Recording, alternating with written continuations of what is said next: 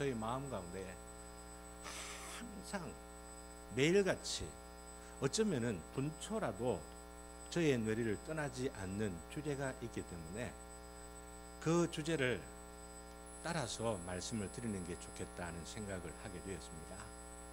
설교를 할 기회만 아니라 개인적으로 이야기할 때도 길거리에 누구를 만나서 이야기를 하여도 이 주제가 튀어나오는 겁니다.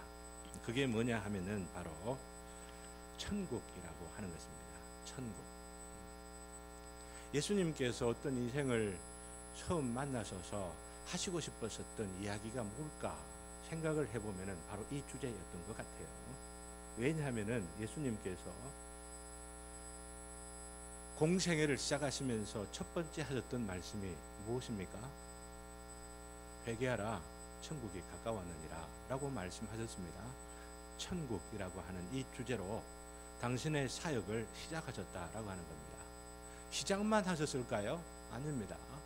그 생애 가운데 계속해서 제자들에게 천국의 그 실제를 능력 가운데 보여주시고 말씀 가운데 가르쳐 주시고 교훈하시고 그 삶을 사셨던 것뿐만 아니라 돌아가시고 나서 돌아가신 것만으로 끝난 것 아니지 않습니까? 다시 부활하셔서 40일 동안 계시는 가운데에 제자들에게 하신 말씀이 무엇입니까? 당신의 살아나신 것을 보여주셨을 뿐만 아니라 딱 한 가지로 정리를 하는데 하나님의 나라에 대하여 말씀하셨다라고 합니다. 공생에 3년 반 동안 그렇게도 반복하시고 가르치셨던 말씀의 주제가 천국이라고 할 수 있다고 한다면은 이제는 다른 것도 말씀하셔도 될 법도 싶은데 부활하시고 나서 40일 동안도 여전히 그 말씀하셨다고 하는 겁니다. 그리고 성령님이 오셔서 제자들의 사역들을 기록해 놓는 사도행전 말씀을 계속 묵상을 하고 있으셔서 제가 2주 전에 예배에 참석하여 은혜를 받았습니다. 근데 사도행전을 통하여 제자들, 사도들이 전한 말씀을 여러 가지로 정리를 할 수 있습니다만은 한마디로 정리를 한다면은 바로 하나님 나라, 천국에 관한 것입니다. 그래서 사도 바울이 계속해서 가는 곳마다 전도하고 선교하고 하는 것들을 마무리하는 28장 마지막 구절을 보면은 로마의 셋집에 있으면서 2년 동안 그 셋집 생활을 하는가, 감옥 생활이라 할 수가 있습니다.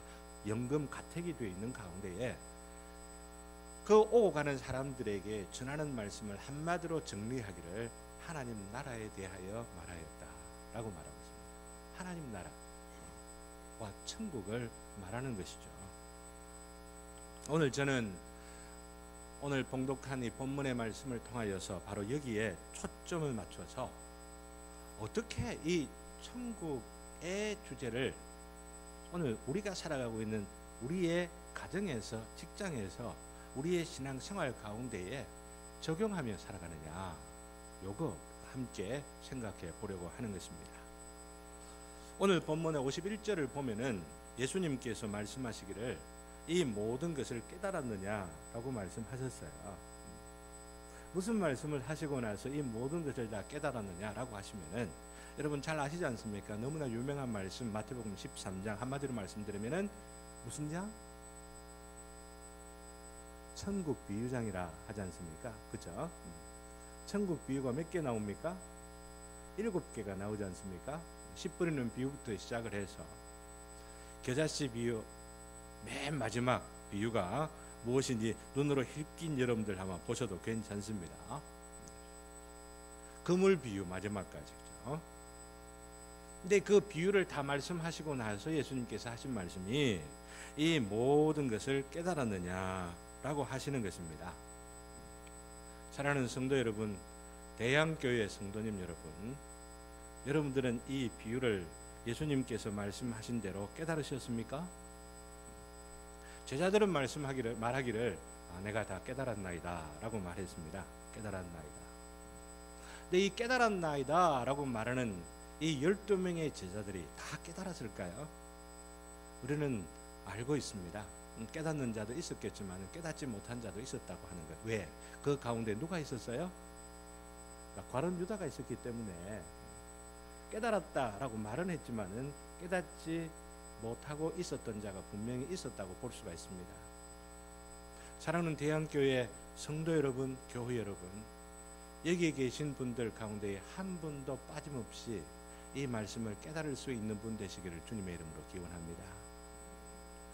아멘 했다 말만 하는 것이 아니라 실제로 깨닫는 분 되기를 바란다라고 하는 거예요. 깨달았다라고 말하면서도 깨닫지 못하고 나중엔 결국 저주 가운데 떨어지는 자가 있었다라고 하는 것은 심각한 경고입니다. 우리가 이 마음 가운데에 이게 뭘까라고 생각하면서 진지하게 이 말씀 앞에 서 보아야 한다라고 하는 것을 강조하기 위하여 말씀을 드리는 것입니다. 많은 사람들이 이 비유를 읽고 또한 들으면서 생활들 함에도 불구하고 예수님께서 말씀하셨던 이 천국에 대하여 혹은 천국의 비유에 대하여서 제대로 이해하지 못하고 또 이 천국 비유가 가르치는 대로 살아가지 못하는 경우들이 너무나 많이들 있습니다. 그렇다고 해서 오늘 이 시간에 이 천국 비유 7가지를 다 설명해 드리려고 하는 것은 아닙니다. 바로 천국이라고 하는 비유를, 이 천국이라는 주제를 가지고 말씀하신 이 비유의 이 천국이라고 하는 게 도대체 우리가 생각하고 있는 것과 예수님께서 말씀하신 것과 어떻게 차이가 있는가, 이것을 한번 먼저 생각해 보자라고 하는 겁니다. 많은 사람들이 이 비유를 통하여서 천국을 말씀하셨는데도 불구하고 천국을 이해하기를 예수님께서 말씀하시는 이 천국을 아주 완전한 세상이나 너무나 영광스러운 어떤 세계로만 이해를 합니다. 물론 예수님께서 말씀하신 천국에는 그러한 요소가 없잖아 있습니다. 죽고 나서 예수님의 재림 이후에 이루어지게 영원한 세계, 그 영광 가운데 펼쳐지게 될 그 세계를 천국이라 말하기도 합니다. 그러나 예수님께서 이 생에 오셔서 선포하시고 이 비유를 통하여 하신 말씀의 내용이 과연 바로 그 천국을 이야기하는가, 앞으로 오게 될 그 영광의 천국을 이야기하느냐라고 생각하면은 아니라고 해야만 하는 것입니다. 그 천국이 분명히 있음에도 불구하고 예수님께서 지금 바로 여기에서 마태복음을 통하여서 우리에게 증거하고 가르치면서 우리에게 강조하시는 그 천국은 그 천국과 긴밀하게 연결되어 있으면서 그 천국에 가기 전에 바로 이 땅 가운데에서 우리가 이 육체를 가지고 이 세상 가운데 살아가면서 경험하고 소유하고 누리고 체험하게 될 바로 그 천국을 예수님께서 말씀하시는 것이라고 합니다. 이 천국을 누리지 못하고 이 천국을 알지를 못하고 이 천국을 경험하지 못하면은 영원한 세계에 오게 될 그 영광에 참여하지 못하게 되는 겁니다. 그 천국하고는 관계가 없는 것입니다. 그러니 예수님 오시고 나서 혹은 영원한 그 천국이 이루어지는 것을 소망하며 살아가는 자들이라고 한다면 먼저 이 땅 가운데 내가 육체를 가지고 지금 현재 내가 살아가고 있는 나의 삶 가운데에 무엇을 알아야만 하느냐 하면 천국을 알아야만 하고 천국을 예수님께서 말씀하신 이 천국을 경험해야 된다라고 합니다. 그런데 많은 사람들이 이 천국을 그렇게 이해하지 못하고 죽고 나서나 나는 그런 나라, 그런 곳이라고 생각을 한다는 겁니다. 죄송합니다만은 한국 교회의 많은 분들이 그런 오해를 하고 있어요. 제가 증거를 보여드릴까요? 우리들이 가지고 있는 이 한국 찬송가를 보면은요, 찬송가에 그런 오해가 빼여 있습니다. 단적으로 여러분들이 구체적으로 하나하나 시간이 없기 때문에 찾아보지는 않겠습니다만은 여러분들이 확인해 볼 수 있기를 바랍니다. 207장부터 교회라고 하는 주제가 나옵니다. 그 찬송가 색인을 보면은 앞부분에 목차가 나오지 않습니까? 207장부터 교회라고 하는 제목이 나오는데 교회라는 제목 아래에 뭐가 나오느냐 하면은요, 하나님의 나라라고 하는 항목이 시작됩니다. 여러분들 한번 생각해 보십시오. 교회가 큽니까? 하나님의 나라가 큽니까? 뭐가 큽니까? 당연히 하나님 나라가 크죠. 그러면 큰 제목이 하나님 나라가 와야 됩니까? 작은 제목이 하나님 나라가 와야 됩니까? 큰 제목이 와야 되죠. 그런데 그렇게 돼 있질 않아요. 교회라고 하는 큰 제목이 있고 나서 작은 제목이 하나님 나라로 시작되고 있다라고 하는 겁니다. 그건 그렇다 칩시다. 근데 조금 뒤에 가면은요, 234장부터는 뭐라고 제목을 붙여놨느냐 하면은 천국이라 제목을 붙여놨어요. 이상하지 않습니까? 하나님의 나라고 하는 항목이 또 있고 또 뒤에 천국이라고 하는 항목이 붙어져 있어요. 그러면은 우리 한국 이 찬송가에는 하나님의 나라하고 천국하고 같이 보고 있다는 겁니까? 다르게 보고 있다는 겁니까? 다르게 보고 있다는 거죠. 이 한국 찬송가를 편집한 분들의 실수인지 이것이 고쳐지고 있지 않는 것이 아마 한국교회 전체의 이해를 반영하고 있는 것인지 그건 제가 잘 모르겠습니다만 여러분 자신은 어떤지 한번 생각해 보시라고 하는 겁니다. 여기 있는 내용들을 통해서 분류해 놓은 대로 보면은 천국의 내용이 다 어떤 내용으로 되어 있느냐면은 예수님 오시고 나서 천국 내용이 저곳에서 그곳에서 다 재림 이후나 우리가 죽고 나선 가는 나라로서 천국에 대한 찬송가 내용을 분류해 놓고 있다라고 하는 것입니다. 여러분들은 어때요? 여러분은 천국이라고 하는 말을 하면서 혹은 생각을 하면서 죽고 나서 가는 나라로만 생각을 하십니까? 예수님 오셔야만 이루어지는 나라라고 생각하십니까?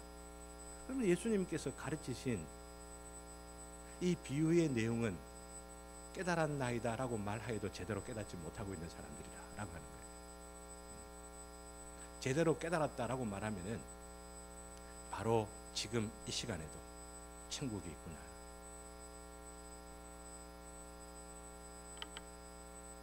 지금 이 시간에도 천국이 임하여 있구나라고 하는 것을 깨닫고 체험하면서 살아가는 자가 깨달았나이다 라고 말할 수 있는 자입니다.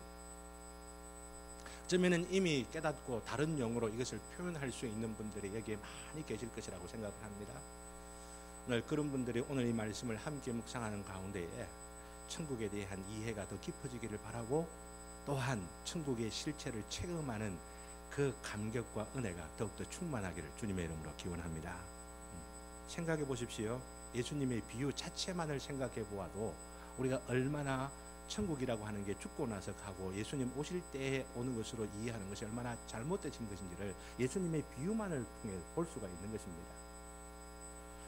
예수님의 비유를 보면은 말씀이 뿌려질 때 항상 결실이 있습니까? 아니죠. 말씀이 뿌려지는 데에 어떨 때는 결실이 없는 것이 천국의 비유입니다. 말씀이 뿌려지게 되는데 어떨 때는 어디에 뿌려져요? 길가에도 뿌려지고 돌짝밭에도 뿌려지고 가시밭에도 뿌려지게 되어지는 것입니다. 그런데도 천국의 비유라고 하는 것입니다. 이게 무슨 말씀입니까? 그런 일들이 있는 가운데서도 무슨 일이 있다고 하는 것입니까? 옥토에 뿌려지는 경우도 있어서 길가에 뿌려지고 돌짝밭에 뿌려지고 가시밭에 뿌려진다고 하더라도 그로 인하여 손해를 보고 그로 인하여서 너무나 섭섭하고 실망이 되고 좌절이 되는 일이 있어도 30배, 60배, 100배의 결실이 있음으로 인하여서 보상이 되어지니까 걱정하지 말고 염려하지 말고 실망하지 말고 좌다지지 말고 하나님의 말씀에 복음을 뿌리는 일들에 신실하여라. 이것들을 가르쳐주는 줄 믿습니다. 이것은 우리로 말미암아 실망하고 좌절하게 하는 방해거리만 있다라고 하는 것, 이것만을 말씀하는 것이 아닙니다. 괴로움이 있다고 하는 이야기입니다. 고난이 있다라고 하는 겁니다. 그리고 답답한 일들이 있고 마음 가운데에 너무나 내 자신을 무너지게 만드는 일들이 여전히도 벌어지는 일들이 있는 것입니다. 예수님의 비유에 보게 되면은 곡식도 있고 가라지도 있는 일들이 있어서 가라지 같은 인생들로 인하여 마음에 고통을 당하고 괴로움을 당하고 상처를 당하고 억장이 무너질 것 같은 고통 가운데 있는 세월이 있어도 그것이 무슨 비유입니까? 천국의 비유라고 하는 것입니다. 천국이 그러한 가운데서도 있다는 이야기입니까? 없다는 이야기입니까? 사랑하는 성도 여러분, 혹시 여러분들의 이웃들 가운데에서 혹은 여러분들이 아는 사람들에게서 고통을 당하는 일들이 있습니까?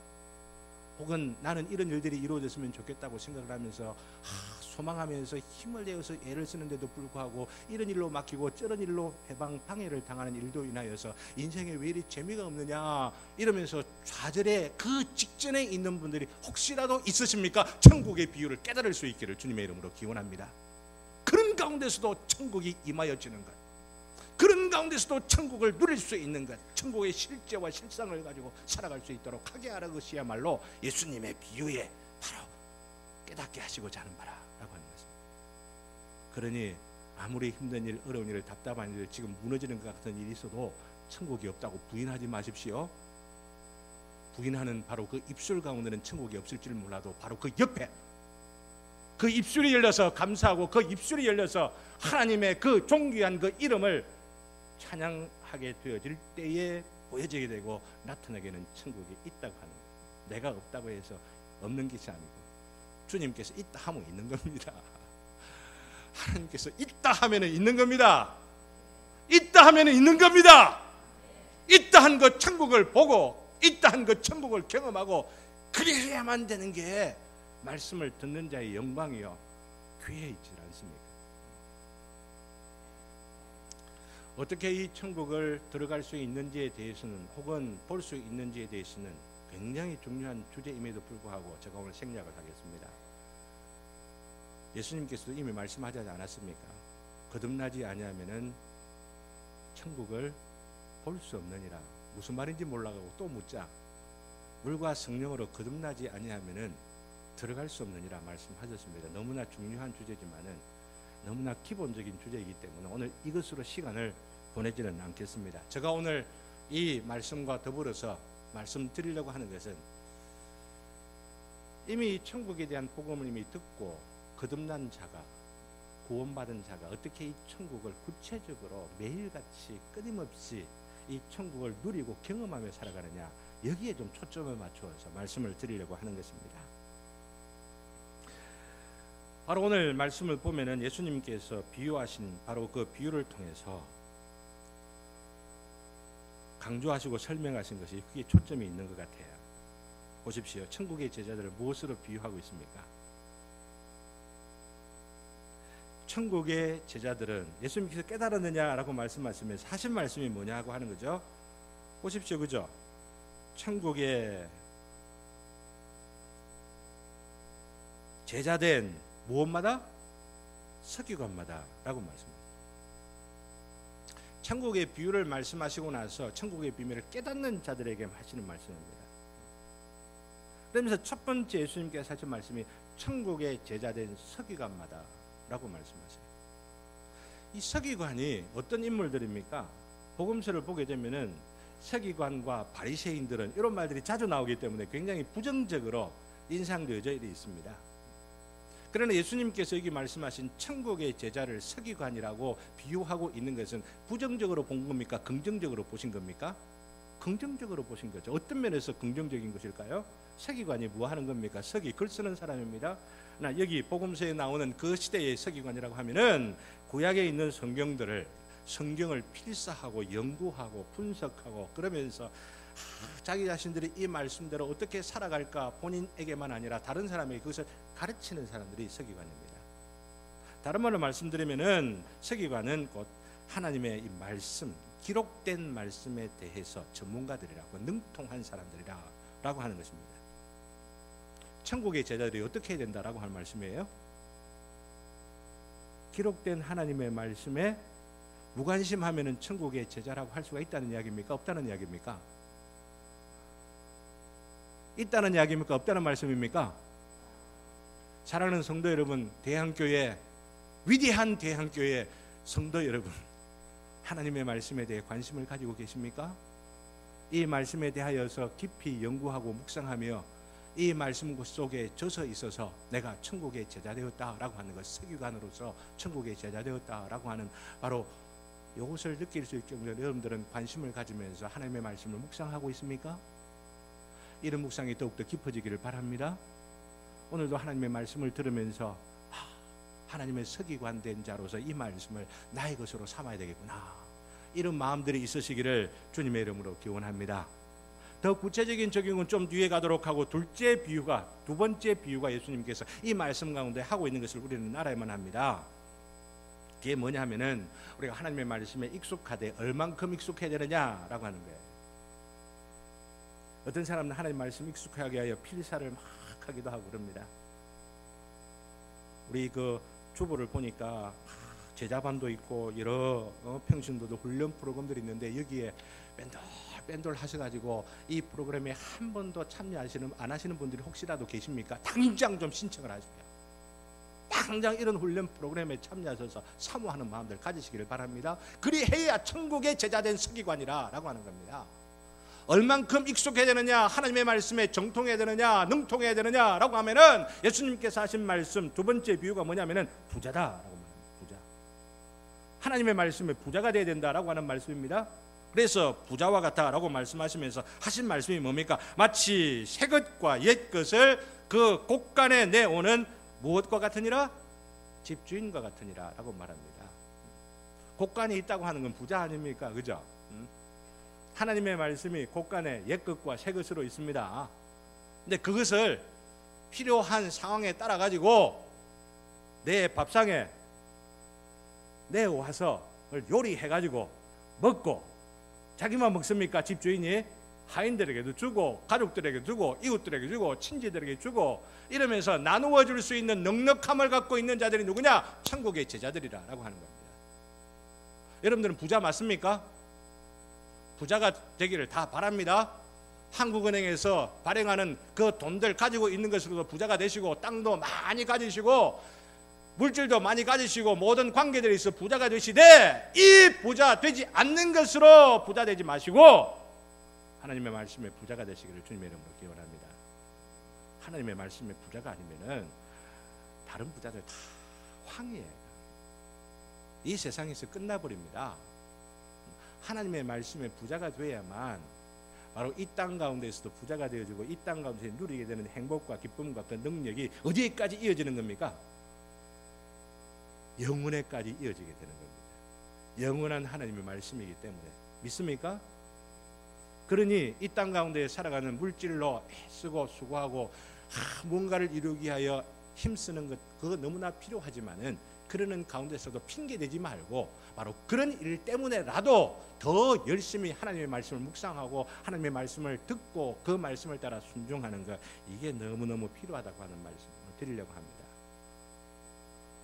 옛 것과 새 것이 뭐냐, 여러 비유들이 여러 해석들이 있지만은 간단하게 신구약 성경이라 이렇게 보아도 넉넉하게 틀린 것 아니라고 생각을 합니다. 하나님의 말씀, 기록된 하나님의 말씀, 여기에 어디에 무슨 말씀이 있는가를 알아갖고 나에게 지금 필요한 상황과 형편에 탁탁 적용시키면서 그러면 살아가는 것, 그게 매일같이 있어야 된다고 하는 겁니다. 하루에 몇 끼 밥을 먹습니까? 3끼 밥을 먹으면 하루에 3끼 정도는 하나님의 말씀을 읽고 묵상하고 적용하는 일들이 있어야 된다고 하는 것이죠. 3끼가 아니라고 한다면 하루에 1끼라도 있어야 된다고 하는 거죠. 일주일에 한 번 가지고 아니고요. 일주일에 한 번 와서라도 제대로 좀 하면 좋죠. 일주일에 한 번 예배 드리러 와서도 그것 못하고 귀로만 듣고 지나가 버리는 일들이 얼마나 많습니까? 앞에 드린 말씀을 구체적으로 생활 가운데 적용해 봅시다. 곧 하나님의 기록된 말씀으로 우리가 어떻게 천국의 제자로서 능력과 기쁨을 누리면서 살아갈 수 있느냐라고 하는 겁니다. 첫 번째, 앞에서 말씀드린 것이 반복되는가 싶습니다만 더 구체적으로 적용하기 위해서 말씀을 드립니다. 하나님의 말씀을 묵상하고 그것을 우리 생활 가운데 구체적으로 적용하는 것으로 가능하다고 하는 겁니다.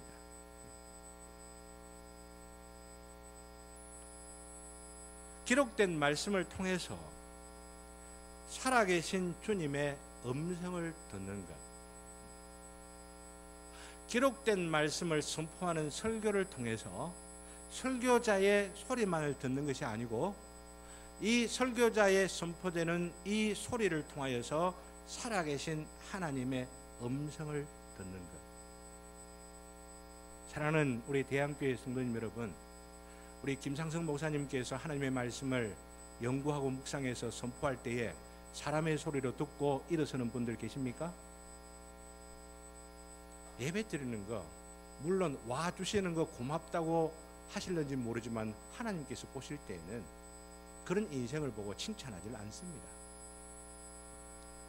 오늘 예배를 통하여 설교자를 통하여 하나님의 말씀이 선포되질 때에 그 말씀이 내 구체적인 삶, 내 영혼 속 깊은 곳에 있는 이 문제와 어떻게 연관되느냐, 그 문제들 가운데 내가 어떻게 청산하고 어떻게 정리하고 어떻게 내 자신을 새롭게만 하냐라고 하는 이 구체적인 적용이 없으면은 이 예배라고 하는 것은 어떤 의미에서는 하나님의 저주와 심판 가운데 더 가까이 나아가는 종교인이 되는 시간입니다. 바리새인이 되는 시간입니다. 예배는 드렸다 하지만은 하나님의 음성을 듣지 못하고 하나님의 인도하심과 때로는 경고의 음성을, 때로는 위로의 음성을, 때로는 살아계신 나의 인도하시는 그 지침들, 교훈과 지혜를 배우는 것들이 없다고 한다면은 소용이 없다라고 하는 겁니다. 이런 사람들이 얼마나 많이 늘어나는지 한국 교회에 얼마나 많이 늘어나는지 몰라요. 이런 것들로 인하여서 종교인으로 살아가는 가운데 혹은 집사도 되고 혹은 장로도 되고 혹은 이런저런 모양의 껍데기만 쓰고 살아가고 있는 이들이 얼마나 많은지. 그러나 대양교회에 오늘 이 일부 예배를 드리는 성도님들 한 분도 빠짐없이 주님의 음성을 듣고 일어서시는 분들 되시기를 주님의 이름으로 기원합니다. 이것이 예배 때만 아니고 매일같이 있어야 되는 것이죠. 우리가 식사를 하는 것처럼. 이게 중요해요. 저는 매일같이 말씀을 묵상을 하면서 이 음성을 들을 수 있을 때까지 묵상합니다. 기도 몇 시간 하느냐 이게 중요한 게 아니고 말씀을 통하여 나에게 음성을 들려주실 때까지 기도하는 것, 이게 중요하다라고 하는 겁니다. 기도를 막 하고 나서 묵상한 말씀을 통해 하나님의 답변을 듣지 않은 채로 우리가 일어나 버리는 경우들이 얼마나 많이 있습니까? 오늘 아침에는 사무엘상 계속 읽어가는 가운데 15장 말씀을 읽는데 15장 말씀을 보면은 사무엘을 통해 가지고 사울이 아말렉 족속을 진멸하라고 하는 이 명령을 받습니다. 그런데 사울 왕이 진멸하기는 하는데 남겨두죠. 아각 왕을 남겨두지 않습니까? 그리고 토실토실하게 살찐 짐승들을 다 남겨놓고 왜 무슨 일이냐라고 말하니까 사울이 뭐라고 대답해요? 예배 드리려고, 제사를 드리려고 이렇게들 하면서 남겨놓느라라고 말합니다. 근데 사무엘이 뭐라고 말하죠? 제사보다 뭐가 낫다고요? 제사보다 뭐가 낫다고요? 제사보다 뭐가 낫다고요? 네, 순종이 낫다. 이 말씀을 묵상하는 가운데에 저의 마음 가운데 사실 2주 전에 제가 왔을 때 제가 특수염이 좀 길었거든요. 콧수염도 일이 있었습니다. 이렇게 뭔가 이렇게 변화됐을까 생각을 하는데 집사람이 저를 보고 조금만 좀 깎아라 좀 보기 싫다 어쩌다 그래요. 한 며칠 전에는 제가 특수염은 다 깎았습니다. 집사람을 위해 갖고 나는 안중근이다. 콧수염 딱 나가지고 나는 안중근이다. 멋있지 않냐? 왜 이렇게 멋있지 못하게 보냐? 어쩌 이러면서 내 마음에 불만이 다 있었습니다. 근데 지난 금요일 목사님께 연락을 딱 받고 그래도 나는 이 수염을 기르는 건 안식년 이때 내 기르지 내가 어느 때 내가 더 기러볼 기회가 있겠느냐 생각하면서 마음 가운데에 설교를 한다 하더라도 나는 막 그냥 수염 기르거나 할 거야 라고 생각 계속 했었습니다. 오늘 아침까지 했었습니다. 어젯밤 잘 때까지도 다 이렇게 했었어요. 이 말씀 다 해보면서 진멸하라라고 했는데 진멸하라. 혹시라도 이렇게 기르는 것이 내가 조금 어떤 멋지게 보이려고 하는 것 혹은 내 자유를 만끽하려고 하는 것 이런저런 마음들이 내 마음 가운데 있어서 거부하려고 하고 집사람 말도 거부하고 내 마음 가운데 한쪽으로 이러면서 마음 가운데 퀘스천 마크가 있었는데 혹시라도 내 마음 가운데 이런 말씀이 들더라라고 하는 겁니다. 혹시라도 설교를 듣는 이 회중들 가운데에서 오늘 예배를 드리러 오는 분들 가운데에서 내가 수염 길러두고 좀 추리하게 있는 이 모습으로는 시험받는 분들이 한 분이라도 있다면 네가 과연 그 일을 해야 되느냐 라고 하는 말씀이 저 가운데 강하게 들리더라라고 하는 겁니다. 사실 저 개인적으로는 수염을 더 기르고 싶어요. 또 내일부터는 좀 기를 겁니다. 그렇지만은 말씀을 전하면서 말씀을 듣는 회중들이 불편한 마음에나 혹시 다른 편견을 가진다면 그것은 내가 잘못한 것이다. 오늘 여기 저에게 주어지는 말씀이 있더라고 하는 겁니다. 저 이야기 드리는 게 아니라고 하는 거 여러분들이 아셔야만 합니다. 하나님의 말씀을 듣고 어느 때까지 그 말씀을 내 자신에게 적용시켜야 되느냐라고 하는 겁니다. 내가 순종할 수 있는 말씀이 주어질 때까지 나에게 구체적으로 적용되어지는 위로의 말씀이 있고 경고의 말씀이 주어지는 살아계신 하나님의 음성으로 이 말씀이 나에게 다가올 때까지 이 말씀을 묵상하시라 라고 합니다. 그것은 저에게만 아니고 하나님의 자녀들 백성된 모든 자들의 살아가는 삶을 통하여 가정의 직장의 일들을 통하여서 살아가게 될 때에 경험할 수 있는 하나님의 음성을 듣는 특권인 줄을 믿습니다. 말씀을 떠나서 듣는다고 하는 이야기가 아니에요. 말씀을 듣는다라고 하는 겁니다. 말씀을 구체적으로 적용한다라고 하는 겁니다. 오늘도 이 설교를 듣는 가운데 여러분들의 구체적인 생활 가운데에 하나님께서 적용을 시켜주시는데 그 적용시켜주시는 바로 그것을 거부하지 마시고 적용시켜주는 바로 그 적용을 내 자신에게 주어지는 하나님의 음성을 듣고 순종하면서 아멘 내도 그렇게 하겠습니다 이러는 심령들이 천국의 제자로서 살아갑니다. 그로 인하여 천국의 능력과 기쁨을 경험하고 체험하면서 살아가게 되는 일들이 있다고 하는 것, 이것을 기억할 수 있기를 바랍니다. 두 번째로, 하나님의 여러 말씀들 가운데에서 그렇게 강조하고 있지만 말씀들을 다 이야기는 하지 않겠습니다. 찬송하는 것 통해서 찬송하는 것. 시온 찬양대에 있는 분들에게 말씀을 드립니다. 시온 찬양대 찬양대로 봉사하는 게 너무나 귀한 봉사라고 생각을 합니다만은 질문을 드리고 싶은 것은 교회당 오셔서 찬양대에 찬양할 때만 찬양합니까? 아니면 개인적으로 찬양을 하는 것이 있습니까? 제가 지금 오늘 강조하려고 하는 것은 공예배에 찬양하는 것, 여러 사람이 있을 때 찬양하는 것이 아니고 홀로 있을 때에 하나님 앞에 찬양하시라.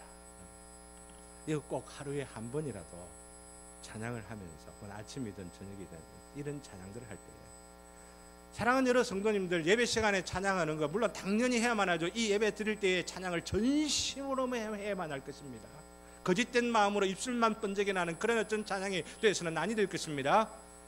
근데 이 예배 가운데에 내가 입술로만 찬양하느냐 아니면 진심으로 찬양하느냐 하는 것을 보여주는 게 뭐냐면은 내 개인 생활 가운데에 아무도 보지 않는 가운데 하나님을 찬양하는 시간이 혹시라도 있느냐 없느냐, 이거 한번 점검해 보시라고 합니다. 그렇죠? 여러분들의 마음에 딱 들어오는 찬양들 몇 개를 암송해 놓는 게 좋습니다. 저는 이 찬송을 암송하고 있습니다. 나의 힘이 되신 여호와여, 내가 주님을 사랑합니다. 주는 나의 반석이시요 나의 요새시라. 주는 나를 건지시는 나의 주 나의 하나님, 나의 피할 바위시여 나의 방패시라. 나의 하나님, 나의 하나님, 구원의 뿌리시여 나의 산성이라. 나의 하나님, 나의 하나님, 이러면 따라 부르려야 되는데 제가 말씀드리려고 하는 것은 이것을 홀로 사람들에게 보이기 위해서가 아니고 홀로 주님 앞에, 꼭 이 찬송만 아닙니다. 다른 찬송이라도 홀로 부를 수 있는 찬송을 하나라도 두 개라도 세 개라도 가지실 수 있다고 한다면 아무리 힘든 일 어려운 일이 있어도 찬양을 부르는 가운데 주님께서 임하십니다. 찬양 가운데 임하시는 주님을 경험할 수 있게 될 것입니다. 그 주님과 더불어서 내 가운데에도 아무리 이겨내기 힘든 핍박과 위기가 내 삶 가운데 있다고 할지라도 흔들리지 아니하는 하나님의 나라, 그 천국이 임하여 있는 것을 경험하게 될 줄로 믿습니다. 27분인데요 간단하게 마무리를 또 하긴 해야 되겠습니다. 그죠? 감사하자라고 하는 걸 세 번째로 말씀을 드립니다. 감사 일지 쓰시자라고 하는 말씀을 드리고 싶은데요, 제가 최근에 한 석 달 정도 매일같이 감사 일지를 쓰면서 제가 트위터에 올립니다. 이렇게 감사. 근데 하루에 하나씩 감사할 제목들이 나올까라고 생각을 했는데요, 감사하게 되기 시작을 하니까 감사할 제목들이 얼마나 더 많아져 가는지를 몰라요. 희한한 일들도 감사가 되어지는 겁니다. 근데 우리 집사람이 보고 너무 좋은 것 같아. 남편 변하는 거 보면서 우리 집사람도 감사일지 가지고 감사일지를 쓰고 있어요. 나한테는 보여주질 않지만은 뭘 쓰는지 나중 언젠가 한번 볼 때가 있을 거라고 생각하는데, 여러분들 한번 해보세요. 감사 한번 해보시라. 데살로니가 전서 5장 16절 17절 18절 잘 아시지 않습니까? 항상 기뻐하라, 쉬지 말고 기도하라, 범사에 감사하라. 어려운 일이 있어가지고요, 불평하기 시작하면 그 불평이 악순환이 돼가지고 원망이 되고, 그러면서 좌절이 되어지고, 그러면서 또 다른 불평을 낳게 되어집니다. 그러나 바로 이러한 기쁨, 이러한 기도, 이런 감사가 선순환을 이루게 되어질 때에 감사가 안 되던 일도 감사가 되어지는 일들이 있게 되어집니다. 이에 대해서 이 경험한 일들이 너무 많기 때문에 제가 시간 너무 많이 가가 싶어서 여기 생략해드리고, 우리 대한교회의 우리 성도님들에게 필요한 부분이라 생각되는 거 마지막 한마디만 말씀드리고 마치려고 합니다. 그게 뭐냐면은 천국의 제자들로서 전도하셔야 된다라고 하는 겁니다. 전도하셔야 된다. 오늘 본문이 13장 아닙니까? 그죠? 13장. 제일 마지막 장이 28장입니다.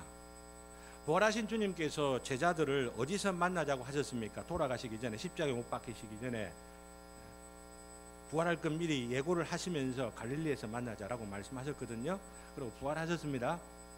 부활하셨는데 누가 찾아갑니까? 두 여인이 찾아가지 않습니까? 그래서 천사들만 있는데 천사들이 뭐라고 하냐면은, 너희들이 찾고 있는 예수는 이미 부활해서 갈릴리로 갔다 라고 말합니다. 그런데 놀래가지고, 무슨 말을 들었는지 놀래가지고 제자들에게 가고 있는 바로 두 여인에게 예수님이 딱 나타나시죠. 막달라 마리아에게, 두 여인이 아니라 막달라 마리아에게 나타나셔가지고 딴 말씀 안 합니다. 인사만 딱 하고 나서, 반갑다 인사만 딱 이렇게 이야기를 하고 나서 갈릴리에 가서 만나자, 제자들에게 전해라라고 말합니다. 왜 갈릴리에서 만나자라고 하셨을까라고 하는 겁니다. 갈릴리, 예루살렘에서 부활하셨다면 예루살렘에서 또 승천하실 것이기 때문에 예루살렘에서 만날 수도 있는 거지 않습니까? 그런데 왜 갈릴리에서 만나자? 3일 길을 갔다가 3일 길을 돌아오면 되는 일주일 코스라고 할 수 있는 그 당시의 길로 치면은 굉장히 짧지 않은 그 거리인데도 불구하고 왜 갈릴리에서 만나자라고 하셨느냐면은, 그 갈릴리 그 지시한 산에서 만나셔서 예수님께서 28장에 갈릴리에서 하신 이 말씀으로 끝을 냅니다. 28장이 끝납니다. 마태복음이 끝납니다. 이것으로 끝이다 라고 하는 겁니다. 더 이상 이야기할 게 없다라고 하는 것입니다. 하시면서 예수님께서 하신 말씀이 28장 18절 19절 20절 말씀이지 않습니까? 하늘과 땅에 있는 모든 권세를 나에게 주셨습니다. 너희는 가서 모든 민족으로 제자를 삼고 아버지와 아들과 성령의 이름으로 세례를 주고, 그리고 20절 말씀 뭡니까?